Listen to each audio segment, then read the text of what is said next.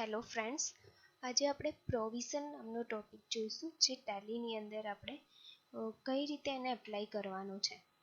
તો પ્રોવિઝનનું ગુજરાતી થાય છે જોગવાઈ. તો જોગવાઈ આપણે પહેલાં પણ કરતા હતા કે આપણે જે 11મું સ્ટાન્ડર્ડ અને 12મું સ્ટાન્ડર્ડ જે કમ્પ્લીટ કર્યું છે તો એની અંદર તમે જોગવાઈ કરતા હતા. તો એક્ઝામ્પલની અંદર આપણે જોગવાઈ કરતા હતા.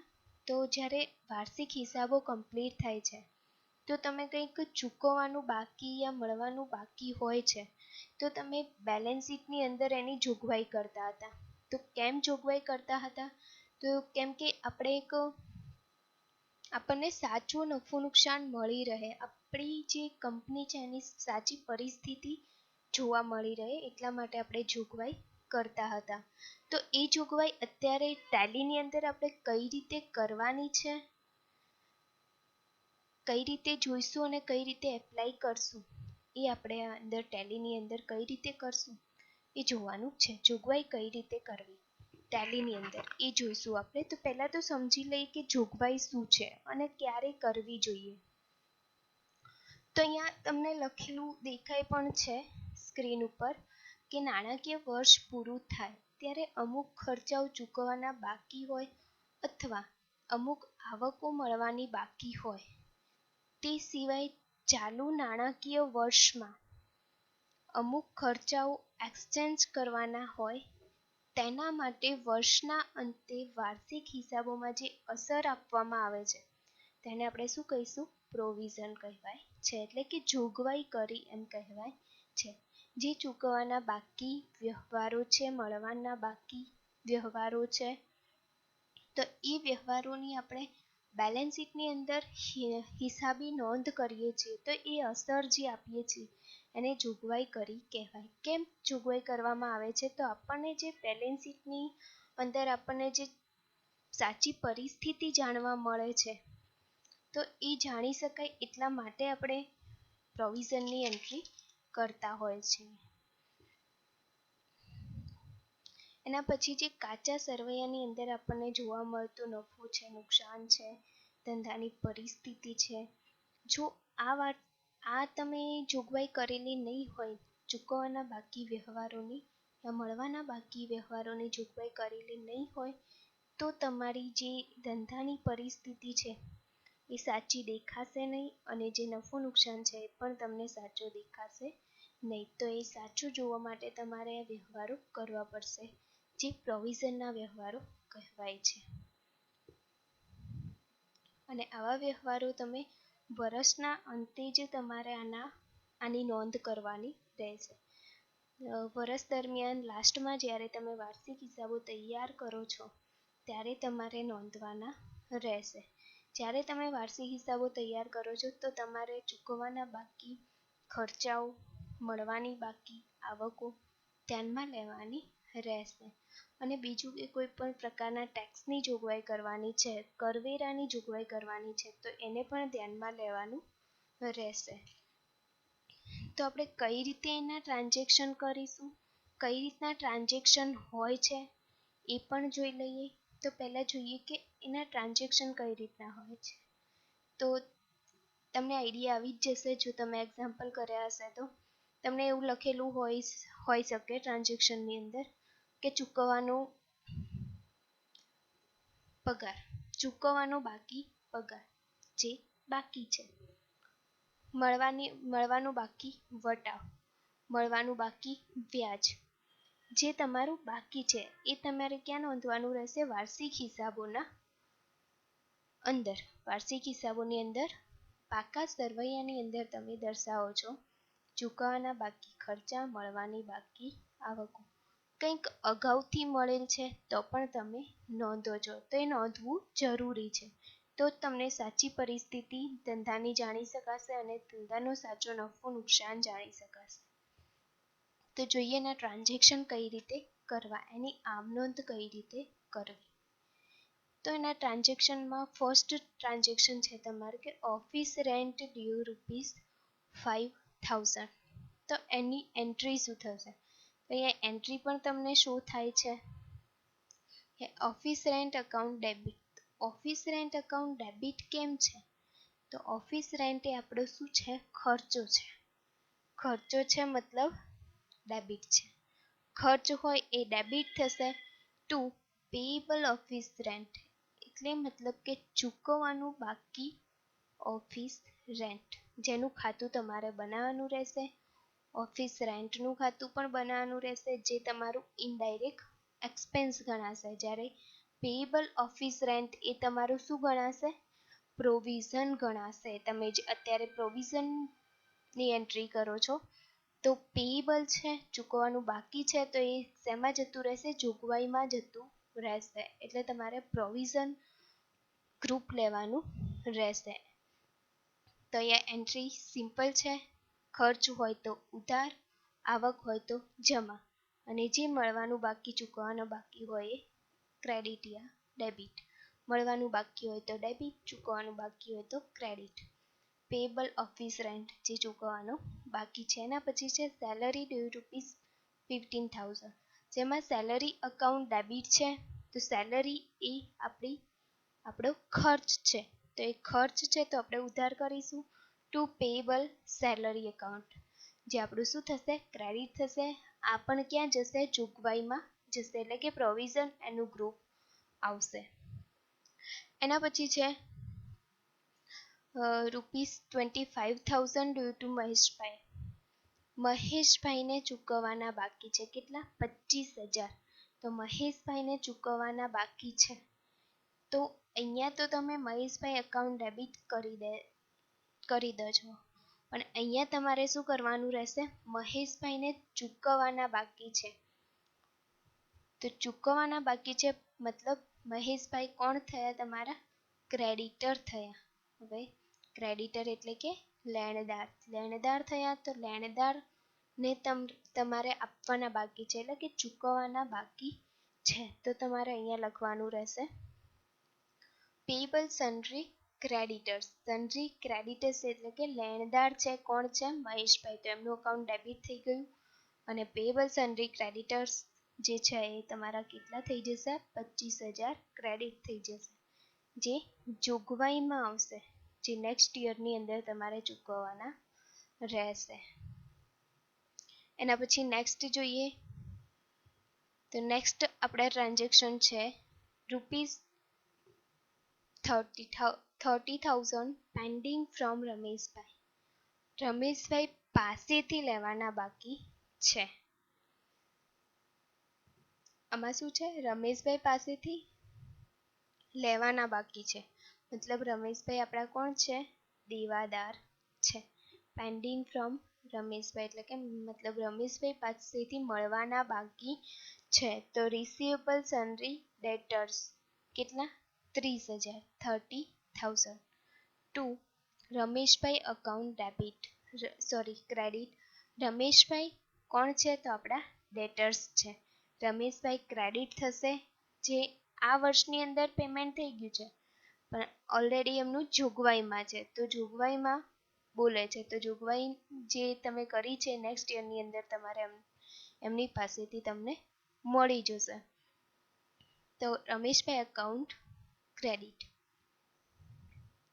રિસીવેબલ સન્ડ્રી ડેટર્સ જે તમારા દેવાદાર છે, તો દેવાદાર છે મતલબ અહીંયા રમેશભાઈ, રિસીવેબલ રમેશભાઈ નહીં, પણ રિસીવેબલ સન્ડ્રી ડેટર્સ લખવાનું રહેશે. અને રમેશભાઈ એકાઉન્ટ તમારું શું થશે? ક્રેડિટ થશે. એના પછી નેક્સ્ટ છે ₹6,000 પેન્ડિંગ ઇન્ટરેસ્ટ. મળવાનું બાકી વ્યાજ. મળવાનું બાકી વ્યાજ ખાતે ઉધાર, તે વ્યાજ ખાતે જમા. કેમ કે મળવાનું બાકી છે મતલબ ઇનડાયરેક્ટલી આપણી ઇન્કમ થઈ. મળવાનું બાકી મતલબ મળવાની છે મતલબ ઇન્કમ છે. તો તમારી જે ઇન્કમ છે એ શું થશે? ક્રેડિટ થશે. અને મળવાની બાકી ઇન્કમ ખાતું શું થશે? ડેબિટ થશે. આ ખાતું પણ ક્યાં આવશે? તમારું પ્રોવિઝનની અંદર, એટલે કે જોગવાઈની અંદર. તમારે જોગવાઈની અંદર આટલા ખાતા બનાવવાના રહેશે. તમે જેટલું જોગવાઈ કરો છો એ બધાના જોગવાઈના ખાતા બનાવવાના રહેશે ટેલીની અંદર. અને જે આપણા એક્સપેન્સ છે, લેણદાર છે, ક્રેડિટર્સ છે, એ લોકોના ખાતા તો ઓલરેડી બનેલા જ હશે આપણા એકાઉન્ટની અંદર. તો આને હવે ટેલીની અંદર એપ્લાય કઈ રીતે કરવું, આ તો જોયું આપણે કે આમનોંધ એની કઈ રીતે થાય. તો આઈ થિંક તમને આઈડિયા આવી ગયો હશે. આપણી આમનોંધ આ 5 ટ્રાન્ઝેક્શન છે, તો એની અંદરથી તમને મોસ્ટ ઓફલી આઈડિયા આવી ગયો હશે કે એક્સપેન્સ છે તો ડેબિટ થશે અને પેએબલ એક્સપેન્સ છે એ ક્રેડિટ થશે. ઇન્કમ છે તો ક્રેડિટ થશે અને રિસીવેબલ ઇન્કમ છે એ ડેબિટ થશે. તો તમારે આ રીતની જોગવાઈ કરવાની છે ટેલીની અંદર. તો ટેલીની અંદર આપણે જોગવાઈ કઈ રીતે કરશો, તો ફ્રેન્ડ્સ જોઈ લઈએ કે આપણે જોગવાઈ કઈ રીતે કરવી ટેલીની અંદર. ફ્રેન્ડ્સ આપણું ટેલી ઓપન થઈ ગયું છે. ઓકે, તો જોઈ લઈએ કે આપણે જોગવાઈ કઈ રીતે કરવાની છે. તો પહેલાં તો ફર્સ્ટ તમારી જોડે એકાઉન્ટ્સ હોવા જોઈએ. કેટલા એકાઉન્ટ્સ? 5 ટ્રાન્ઝેક્શન હતા, તે 5 અને 5 10. ડબલ એન્ટ્રી છે આપણી, તો 10 એકાઉન્ટ હોવા જોઈએ. તો એકાઉન્ટ બનાવી દઈએ પહેલાં તો ઓફિસ રેન્ટ. ઓકે, પહેલું હતું આપણું office rent. Office rent account એ આપણું ઇનડાયરેક્ટ એક્સપેન્સની અંદર જશે. ઓકે, પછી બીજું હતું payable office rent. Payable office rent જે શેમાં જશે? પ્રોવિઝન. પ્રોવિઝન આપણી જોડે ગ્રુપ છે, તો પ્રોવિઝન્સની અંદર આપણે નાખીશું એન્ટર આપતા એક્સેપ્ટ. ઓકે, હવે અહીંયા પ્રોવિઝન કરંટ લાયબિલિટીઝની અંદર બનાવેલું છે. તો ખર્ચ છે એ આપણા શું થશે? જવાબદારી થશે. બટ ઇન્કમ હોય તો એ આપણી અસેટ્સ હોય. તો પ્રોવિઝન ફક્ત એકની અંદર જ છે, તો આપણે બીજું પણ પ્રોવિઝનનું ગ્રુપ બનાવવાનું રહેશે જે કરંટ અસેટ્સની અંદર જશે. આપણે અહીંયા મળવાની બાકી ક્યાં નોંધીએ છીએ? લેણદારો બાજુ, અને ચૂકવવાની બાકી દેવાદારો બાજુ, એટલે કે લાયબિલિટીઝ ગણાય છે અને પેલી અસેટ્સ ગણાશે. તો આપણે એ રીતે બનાવવાનું રહેશે. એના પછી આપણું કયું હતું? Salary account. સેલરી એકાઉન્ટ એ શું છે? Indirect expense. ઓકે, એના પછી પેએબલ સેલરી, જે કઈ છે શું આવશે એની અંદર? પ્રોવિઝન્સ. Okay, accept. એના પછી મહેશભાઈ, એ આપણા કોણ હતા? સન્ડ્રી ક્રેડિટર્સ.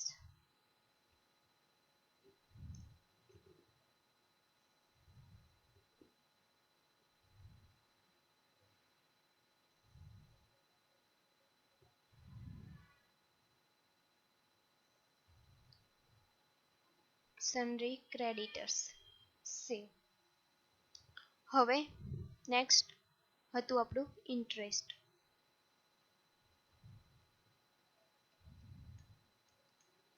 કે એ શું છે? આપણી ઇન્કમ છે. ઇન્ટરેસ્ટ એ આપણી ઇન્કમ છે. સેવ. રિસીવેબલ.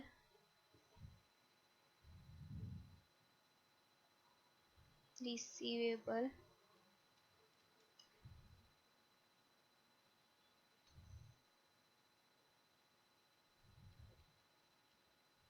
ઇન્ટરેસ્ટ.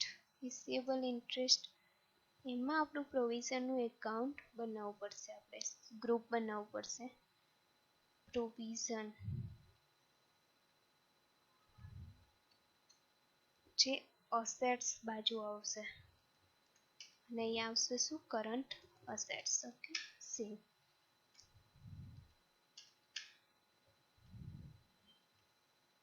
એના પછી આવે છે રિસીવેબલ. રમેશભાઈ એકાઉન્ટ પહેલા બનશે. રમેશભાઈ અકાઉન્ટ.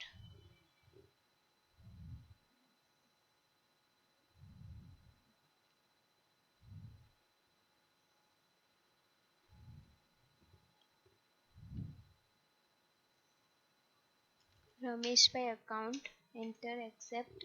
રમેશભાઈ કોણ હતા આપણા? સન્ડ્રી ડેટર્સ. હવે આવશે રિસીવેબલ.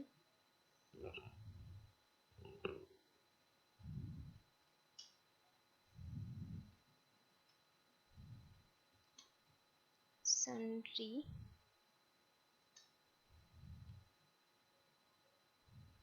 ડેટર્સ. ઓકે, જે આપણે આવશે પ્રોવિઝનની અંદર.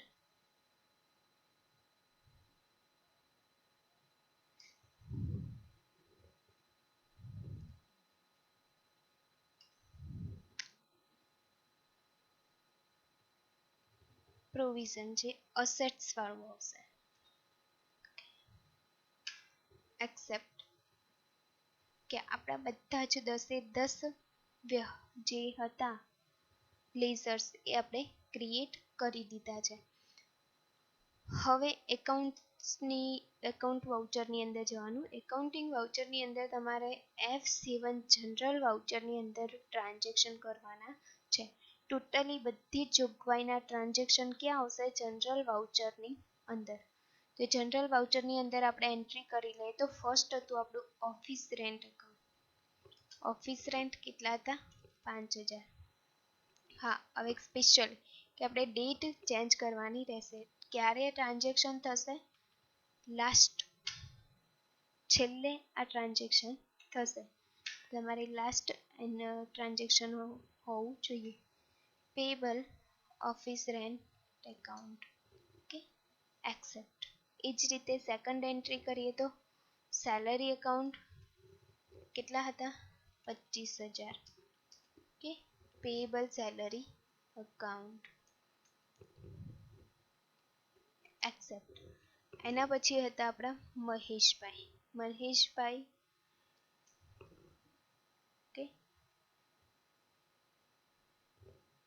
કેટલા આવે? 30000.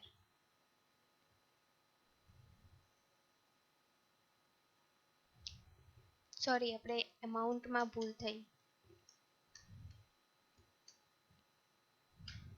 સેલરીમાં કેટલા? 15000 હતા. 15000 આપણે ચૂકવવાના બાકી હતા. એક્સેપ્ટ. એના પછી મહેશભાઈ. મહેશભાઈ અકાઉન્ટ ઓકે, એમના 25000 હતા. 25000 આપણે ચૂકવવાના બાકી છે. 2 પેએબલ સન્ડ્રી ક્રેડિટર્સ. હવે આમાં કેવું છે કે આપણે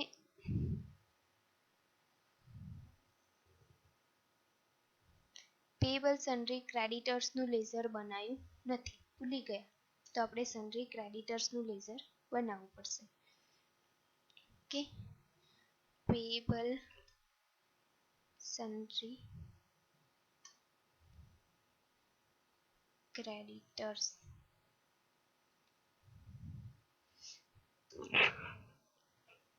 હવે ફ્રેન્ડ્સ, આપણે બેલેન્સ શીટની અંદર એ રીતનું જોવા માંગીએ છીએ કે સન્ડ્રી ક્રેડિટર્સની અંદર આ જે છે એ માઇનસ ચૂકવવાના બાકી છે, મતલબ પ્લસ થવા જોઈએ. તો તમારે એડ કરવાના રહેશે. તો આપણે એની અંદર નાખીએ છીએ તો એડ થઈ જાય છે. પેએબલ સન્ડ્રી ક્રેડિટર્સ ક્યાં આવશે? પ્રોવિઝનની અંદર, કેમ કે લાયબિલિટીઝમાં લેવાના છે.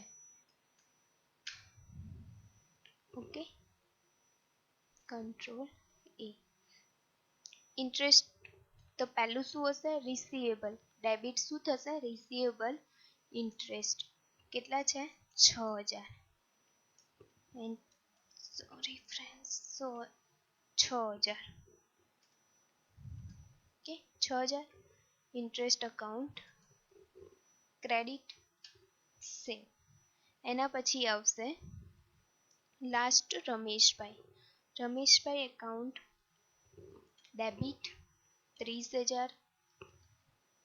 હવે રમેશભાઈ ડેબિટ ના થાય, કોણ થાય ડેબિટ? રિસીવેબલ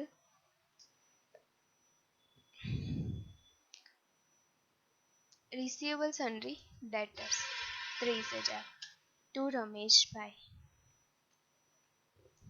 જે મળવાના બાકી છે. તો એક્સેપ્ટ કરી લઈએ. ઓકે, હવે આ એન્ટ્રી તમને ક્યાં જોવા મળશે? આ જે ટ્રાન્ઝેક્શન તમે એન્ટ્રી તો તમને ક્યાં જોવા મળશે? ડિસ્પ્લેની અંદર, ડી બુકની અંદર તમે લાસ્ટ જે એન્ટ્રી 5 કરી છે અહીંયા જોવા મળે છે. ક્યાં? ડી બુકની અંદર. બટ આની અસર ક્યાં જોવા મળે છે? તો તમારે બેલેન્સ શીટની અંદર જોવાનું રહેશે. બેલેન્સ શીટની અંદર તમારા પ્રોવિઝનની ડિટેલ જોવા મળે છે અહીંયા. તો અસેટ્સની અંદર પહેલા લાયબિલિટીઝની અંદર જોઈએ તો લાયબિલિટીઝની અંદર તમને જોવા મળે છે. લાયબિલિટીઝની અંદર પ્રોવિઝન કેટલું છે?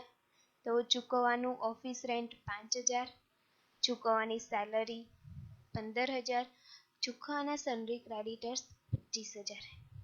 ઓકે, આટલું તમારું ચૂકવવાનું બાકી છે. જ્યારે કરંટ અસેટ્સની અંદર અહીંયા પ્રોવિઝન અસેટ્સની અંદર જોવા મળે છે. બે વસ્તુ છે, સન્ડ્રી ડેટર્સ જે મળવાના બાકી છે અને ઇન્ટરેસ્ટ જે મળવાનું બાકી છે. તો તમને અહીંયા જોવા મળે છે કરંટ અસેટ્સની અંદર, અને અહીંયા કરંટ લાયબિલિટીઝની અંદર તમને પ્રોવિઝન જોવા મળે છે અને કરંટ અસેટ્સની અંદર તમને પ્રોવિઝન જોવા મળે છે, એટલે કે મળવાનું બાકી. પ્રોવિઝન અસેટ્સ મળવાનું બાકી, પ્રોવિઝન લાયબિલિટીઝ ચૂકવવાનું બાકી. તો ફ્રેન્ડ્સ, આ ટોપિક એકદમ નાનો અને એકદમ સરળ હતો, જે આપણને સિમ્પલી રીતે પણ આવડી જાય. જો ટ્રાન્ઝેક્શન આવડતા હોય, એની અસર ક્યાં થશે એ ખબર હોય અને કઈ રીતે થશે, તો તમને નોર્મલી રીતે બી તમે કરી શકશો ટ્રાન્ઝેક્શન. કોઈ હાર્ડ ટોપિક છે નહીં આપણો.